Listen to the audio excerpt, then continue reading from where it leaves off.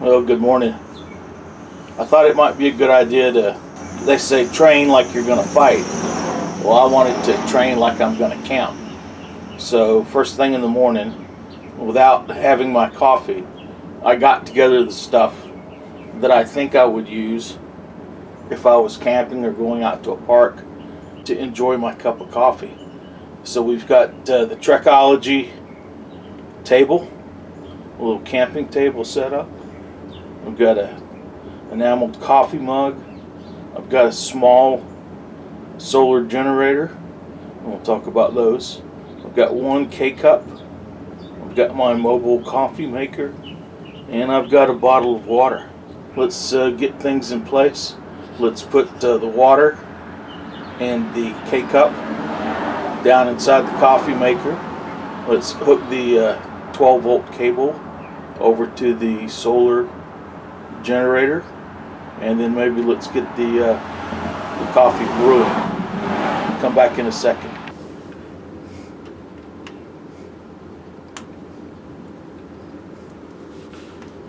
And our coffee is brewing. Unfortunately, I'm in front of my house, which is by a road, which is going to have a lot of car noise. Now, this solar generator that I'm using is what I wanted to talk about while we're making the coffee. Now, I think solar generators are really misnamed. They don't make solar power. In fact, the way that most of them are sold, they can't even capture it because they're sold with solar panels optionally.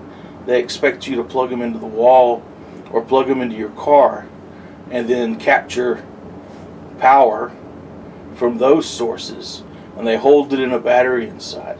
To really use solar power, you need a solar panel. There's some buttons on the front, one to cut it on, one that cuts a light on the back, right, which is always convenient. You can always use another flashlight when you're camping. There is a AC power inverter built inside of this solar generator, and there's AC outlets, there's DC outlets, and there's USB outlets that are on the outside of it. So typically when we're talking about a solar generator, it's something that you can carry in the field that's a power source for AC and DC items. So there it's showing you, right now it's providing DC power, so the inverter is not on. If we were using our ham radios right now, it probably would be pretty quiet unless the coffee maker was kicking out noise, and unless we had a solar panel hooked up and we're charging the battery. It probably is just going to be quiet, just doing a DC transfer out. If we cut on the inverter, then that's when you start to hear some noise with a lot of the solar generators. For most people, the most important question about which solar generator should I get is going to be the issue of capacity. How much power can it hold?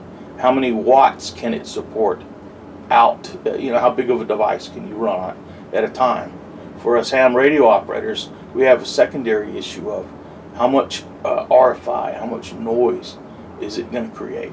The capacity is not full, it's not fully charged. And the reason for that is the 2 cups of coffee that I made yesterday, I made with the charge that was in this battery pack. The reasons I'm using the battery pack is I want to demonstrate RFI. This is a inverter, the one that's made into this solar generator is one of my inverters that I know creates RFI. So I wanted to run it down so when I hook a solar panel to it later, it will take a charge, and in the process of charging, it will make RFI that then I can demonstrate and say, this is what RFI looks like. So that's the method to the madness this morning, is to talk about solar generators and how they're misnamed. But in general, what is a solar generator? A solar generator is a battery, someplace to store power, a battery charger, right? Something to help you recharge the battery, which usually includes a solar charge controller So you can hook up a solar panel, but usually you can also charge it via DC input, something they give you to plug in the wall at your house or to plug in the cigarette lighter of your car, and an AC inverter. So in addition to DC outlets and USB outlets, which are also DC, you can have an AC outlet, and it'll take DC power and make it into AC power. This was the only solar generator that I've purchased so far, and the reason is my strategy with the van and my radios is to try to use everything DC and to not need AC. If you don't need AC, then you don't have to have an inverter. You don't need to worry about the noise that's generated. And also, there's an extra inefficiency when you're converting power from DC to AC. You lose a little bit in the process. So it's an optimization. Now, for a lot of people, maybe people that want something for an emergency, a short-term emergency at their house. Maybe people that want to go work in the park for the day and want to have their cell phone charger and their notebook and everything else plugged up. A small solar generator would be a good thing for them. I wouldn't recommend this one. This one cost right around $100 and was marketed to people that wanted to run their CPAP machine. For me, it's been okay for running my QRP radios. This doesn't have any problem putting out 2 or 3 amps of 12 volts to run those radios properly. But it definitely won't run a 100-watt radio. And I think a good idea for somebody that's in the market for a solar generator is to say, you know what, I need a little bit bigger one that's gonna let me run something a little bit larger or a little bit longer.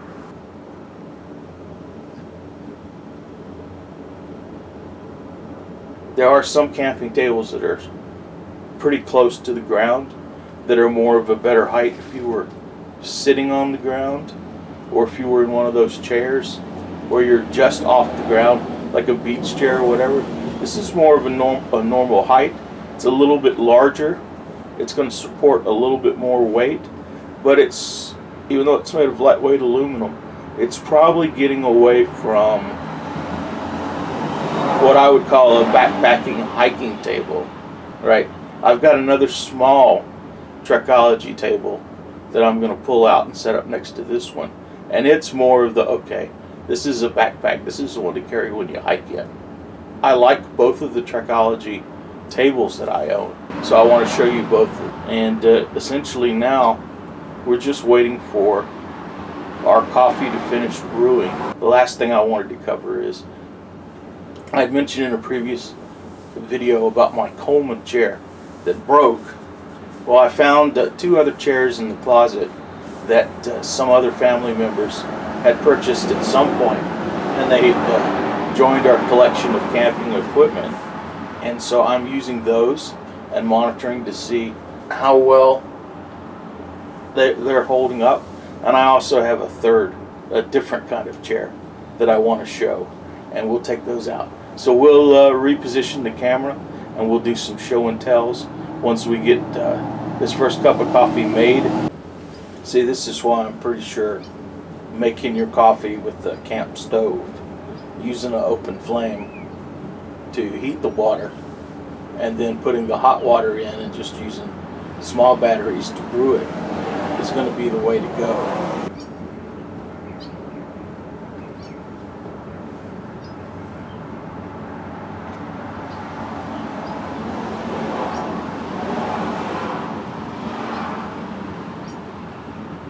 Oh, there you go. Now it's telling us the main battery is critically low in our power pack. So maybe I've learned I can only make 2.9 cups of coffee with that solar generator.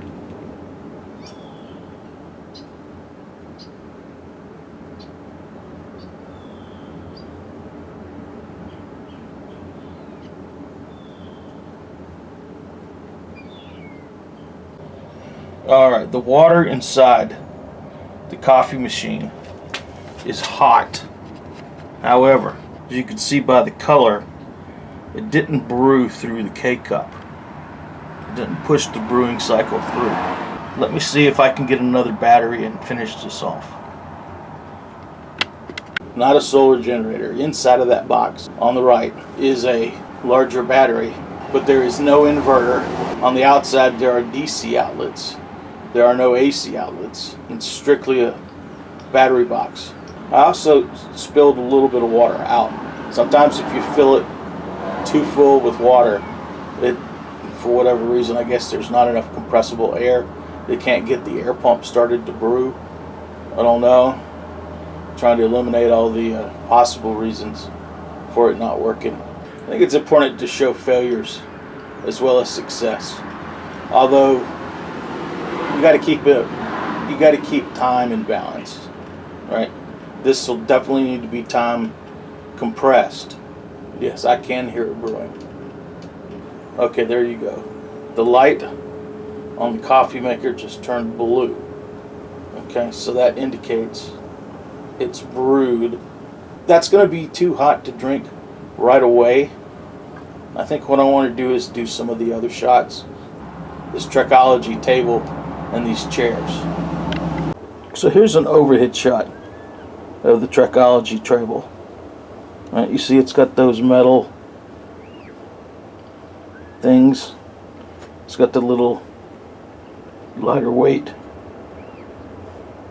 frame. Kind of pops out and snaps down on. Here's the standard camping chair that I found in the closet, and I'm going to try using while maybe waiting to buy a heavy-duty one. I don't know where these were purchased from. Target perhaps, maybe Walmart. I don't know. I got this purple one, and then there's one the same kind of chair still in the carry bag, colored green. It's called Comfort Quad chair. Great Outdoors is the brand it looks like. So a lot of times when you go places, you need to furnish a chair for people that aren't as well prepared. So these are two of the traditional camping chairs. And then in that bag over there, this is something that I bought. But let me get it out of the bag and show you. So this is a round plastic thing that kind of pulls out, sort of accordions out, and as you can see,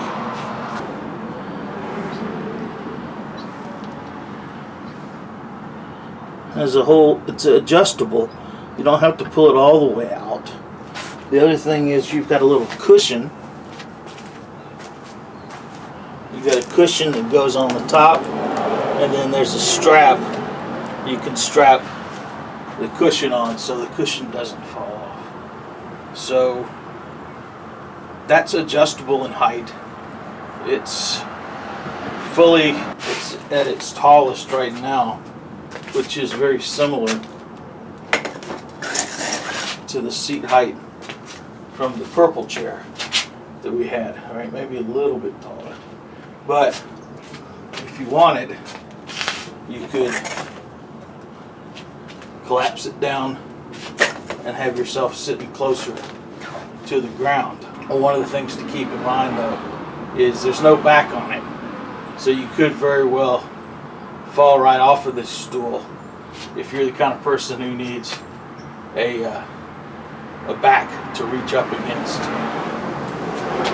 Let me show you that last Trekology table. Alright, and here is that last slightly smaller Trekology table. I thought it was smaller all around. The metal one is wider. They're both about the same height. A little bit less surface area. They use the same type of plastic, lightweight aluminum folding frame type of things. Difference is the one on the left, the gold one, its top, instead of being metal metal strips, panels. It's got a cloth. It's got a cloth top with 2 metal bars on each side that snaps into the table. And it seems to weigh a little bit less, a little bit more ideal for people that hike compared to the metal one, right? I've used my Yaesu 817ND on top of this table in the park, but I think I would be more comfortable operating, especially a larger radio, on the larger Trekology table with the metal tops. Those are the 2 camp tables I wanted to talk about. Telescoping stool, and then here are the traditional camp chairs that I wanted to showcase to you this morning. So with that, I'm going to go ahead and get this stuff back stored away, consume my first cup of coffee in the morning. It's been a long time coming, and thanks again for watching and reading the Camping and Ham Radio blog. See you next time.